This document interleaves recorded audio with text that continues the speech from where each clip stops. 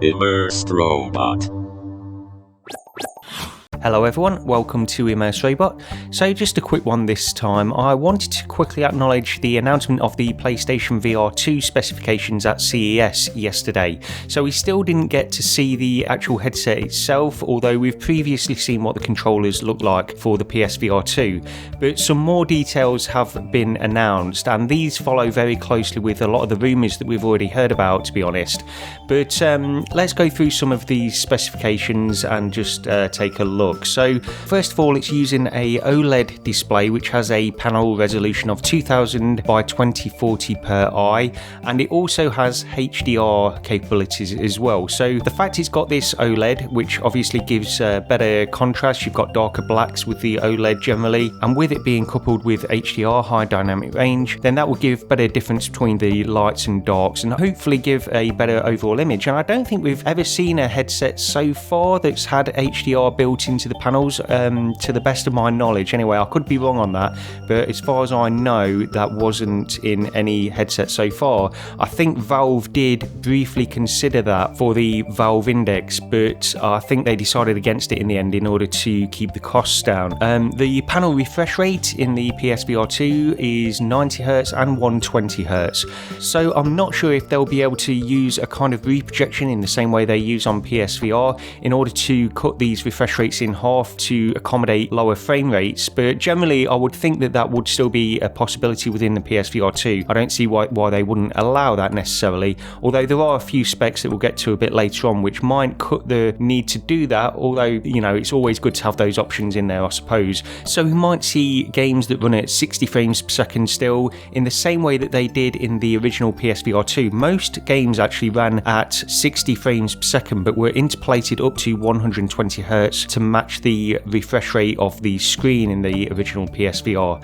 So we might see the same again, or I'm sure we'll see more games hitting those native 90Hz and 120Hz. It has a hardware adjustable IPD adjustment, I believe, and again, this is better than the original PSVR, which had a software IPD adjustment setting, which isn't ideal, and this just helps accommodate more IPDs for the differing ranges that various people have. So the field of view is being reported as approximately 110 degrees. This is very subjective field of view in headset to headset, person to person, and we know this because nobody seems to get the same results with this. We also don't know if this field of view is horizontal or a diagonal field of view, but again, they did mention this is an increase over the original PSVR, so hopefully this will be a marginal increase for most people. Also, as expected, it has inside out tracking, which is based on 4 cameras built into the headset, and these also track the controllers as well. It does also have a infrared camera for eye tracking built into this headset too, so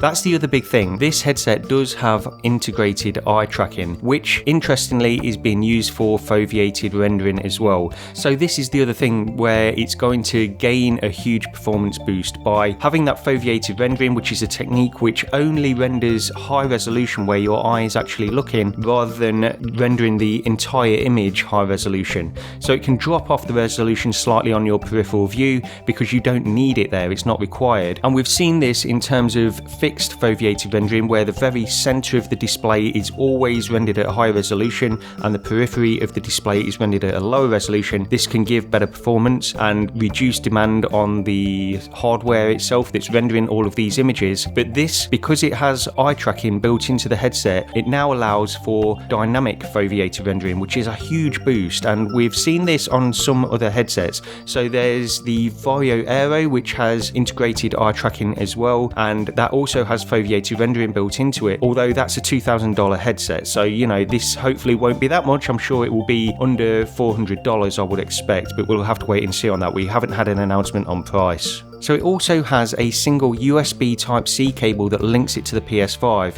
and I think we've already heard about this before. It was mentioned very briefly in one of those other announcements about the PSVR 2 when they were talking about the controllers and things like that. So this isn't too much of a surprise, but perhaps a disappointment to some people who were perhaps still holding out some hope for a wireless PSVR 2 system. But that's not the case, and it's probably to be expected to a certain extent. A wired system at the moment will always always give you the best fidelity. When that's key and you want the best possible image, then a wired system will always give you that. Not that we haven't seen huge strides with the Quest 2 and the link sharpening and just how good that image looks now, but you know, they've opted for this, and again, it might just be a way of cutting costs. It might be a way of keeping costs down, and we might see a wireless attachment released a little bit later on. We don't know yet, so I'm sure there will be some people disappointed by this wire, but it's to be expected at this moment in time, so we'll wait and see on further details regarding that too.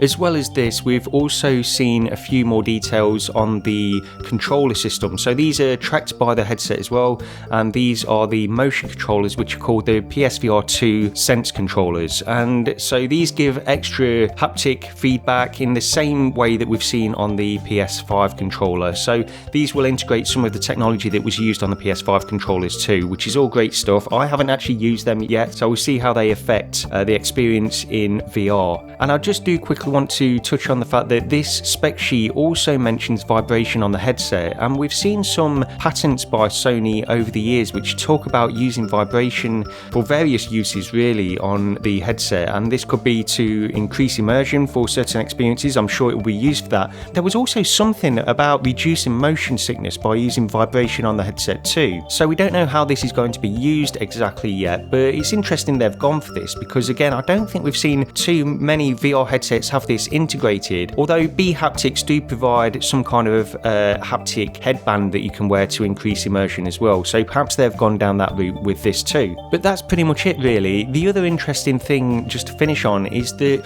the audio output on this spec sheet just lists a stereo headphone jack, so that means presumably that it won't have any integrated headphones, and you will have to use separate headphones for this headset, which is a little bit of a disappointment. That is one of the things which I would think at this point in time is almost essential. Most VR headsets do have headphones built into them now, and it just makes the experience of jumping in and out of VR much less hassle. So I am surprised at that, but again, these are still early details. Hopefully we'll get some more information in the next few months. And that's pretty much it. We still didn't get an image of the headset, so we've got to wait and see to actually see the form factor, what it looks like, how small they've managed to make it, and all of these other things. These specs are probably in line with what I would expect at this moment in time, but they're not pushing boundaries too high, to be honest.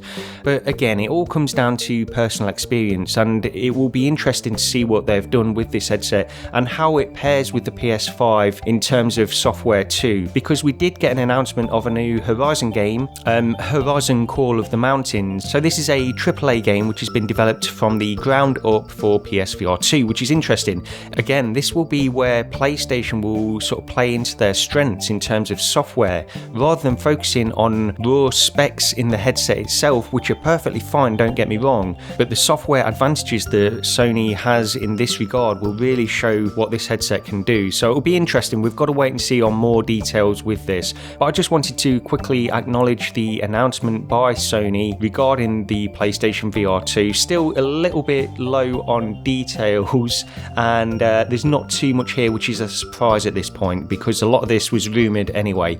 But that's pretty much it from me. Thank you very much for watching, and I'll see you next time.